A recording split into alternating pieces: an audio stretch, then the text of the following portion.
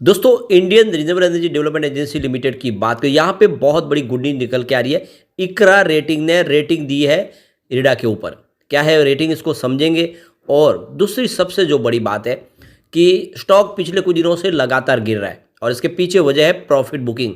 बहुत कम समय में स्टॉक लगातार दौड़ा है, ऐसे में प्रॉफिट बुकिंग तो आनी थी। और ये बात मैंने आपको लगातार बोली थी कि बहुत जल्द यहाँ पे लोअर सर्किट भी लग सकते हैं।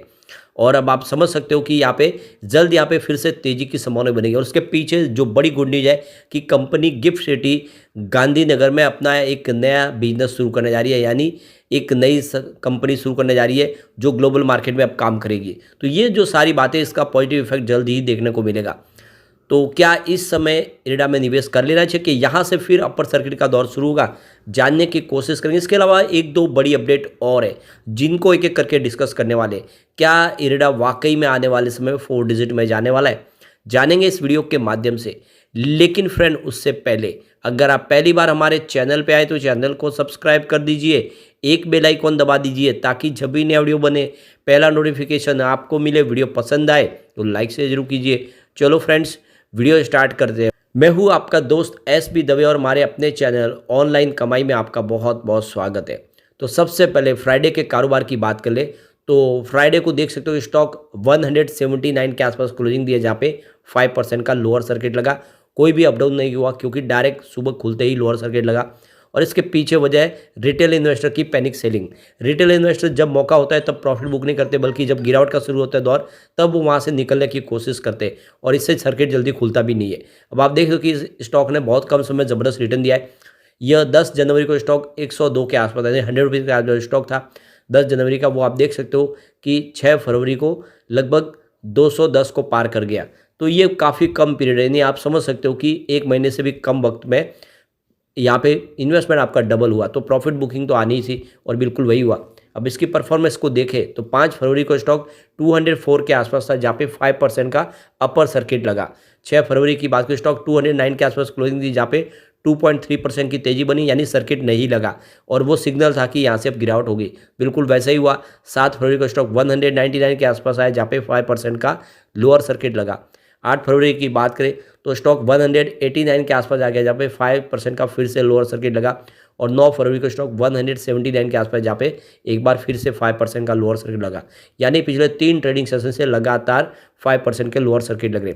अब इसके बीच में बड़ी गुड न्यूज निकल के आ रही है। इकरा रेटिंग एजेंसी ने इरडा के ऊपर रेटिंग दी है।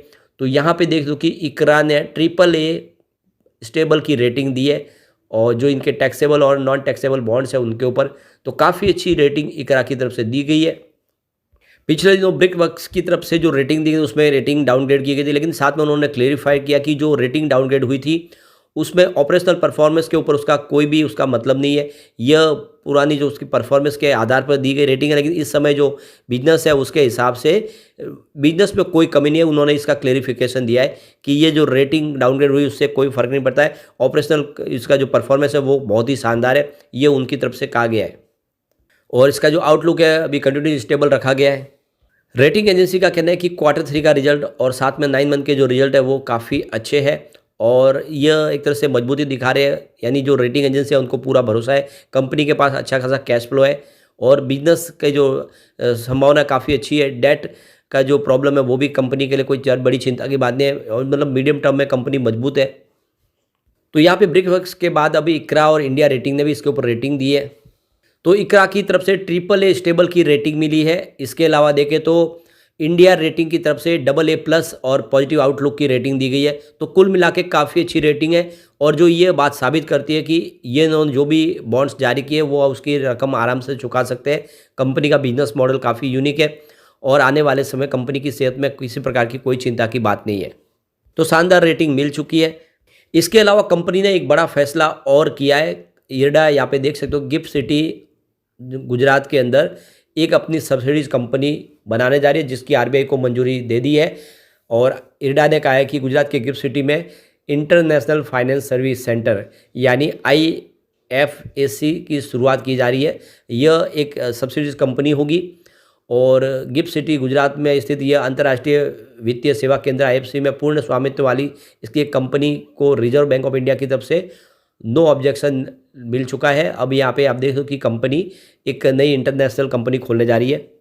तो गिफ्ट सिटी में इरा की उपस्थिति में ग्रीन फाइनेंसिंग के लिए इनोवेशन साधनों को आगे बढ़ाने के लिए उनके मिशन में एक महत्वपूर्ण योगदान साबित होगी। कंपनी ने कहा है कि इसके अलावा उसकी जो सर्विसेज कंपनी न केवल इरा के लिए ग्लोबल मार्केट में एक अपनी उपस्थिति दर्ज करेगी, बल्कि रिन्यूएबल एनर्जी क्षेत्र में विकास को आगे बढ़ाने में मदद करेगी और कम्पिटिटिव फंडिंग हासिल करने के लिए भी एक ऑफशोर प्लेटफॉर्म के रूप में काम करेगी।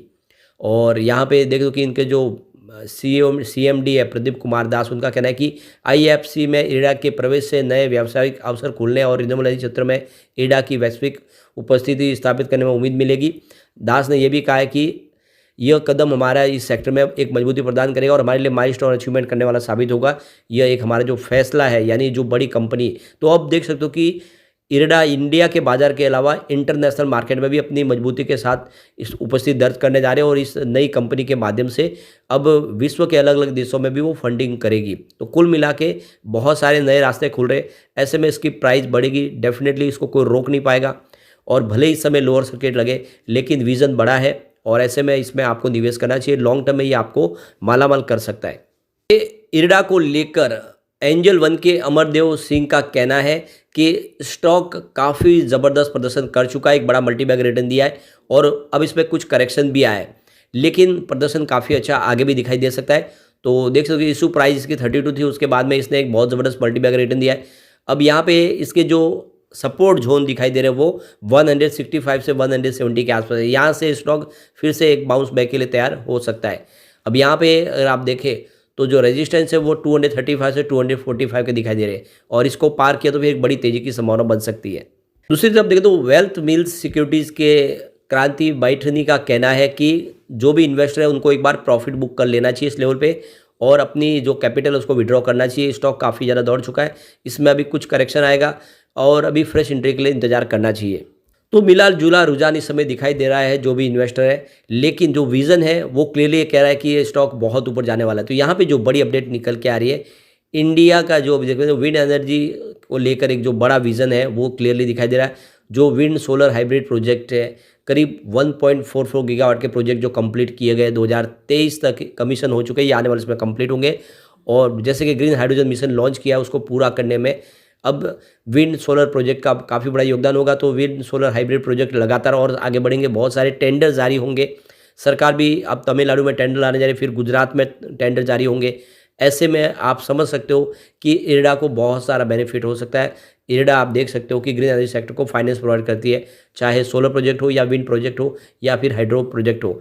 ऐसे में आप समझ सकते हो इसके लिए बहुत सारी बेनिफिट निकल के आने वाली। इस तरह से लगातार काफ़ी बड़े डिसीजन लिए जा रहे हैं। गोवा में जो एनर्जी वीक हुआ है उसमें भी बड़े फैसले लिए गए।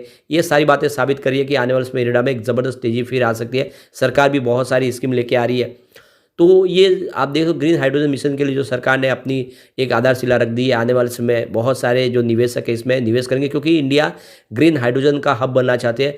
एक्सपोर्ट किया जाएगा ग्रीन हाइड्रोजन को और जो पेट्रोल डीजल की जगह लेगा, एक नया फ्यूल होगा। ऐसे में इस सेक्टर से संबंधित कंपनियां सारी की सारी मल्टीबैगर बन सकती है। ऐसे में लॉन्ग टर्म का नजरिया लेके आपको इरडा में निवेश करना चाहिए। शॉर्ट टर्म में अभी फिलहाल गिरावट दिख सकती है, हो सकता है कि एक आध और लोअर सर्किट लगे, लेकिन वहाँ से फिर अपर सर्किट की संभावना बन सकती है। तो मुझे लग रहा है कि खरीदारी का सही मौका आ चुका है। लगातार अच्छी रेटिंग मिल रही है और कंपनी अपने बिजनेस को भी फैला रही है। इंडिया के अलावा ग्लोबल मार्केट में भी कंपनी बिजनेस करेगी, तो इन्वेस्टमेंट आपको करना चाहिए। मुझे लग रहा है कि आने वाले 2 साल 3 साल में ये एक बार 500 तक को तो टच कर ही जाएगा और अगर आप इसको कम से कम 5 साल से ज़्यादा देंगे तो ये 1000 का टारगेट भी आपको दिखा सकता है। तो नजरिया लॉन्ग टर्म का लेके ही निवेश करना चाहिए। लेकिन फ्रेंड, कोई भी इन्वेस्टमेंट करने से पहले अपने फाइनेंशियल एडवाइजर से बड़े ले ले या अपना खुद का रिसर्च करें, क्योंकि मैंने वीडियो आपके एजुकेशनल पर्पज़ के लिए ही बनाया। वीडियो पसंद आए तो लाइक शेयर जरूर कीजिए और चैनल को सब्सक्राइब कर दीजिए। Thank you friends.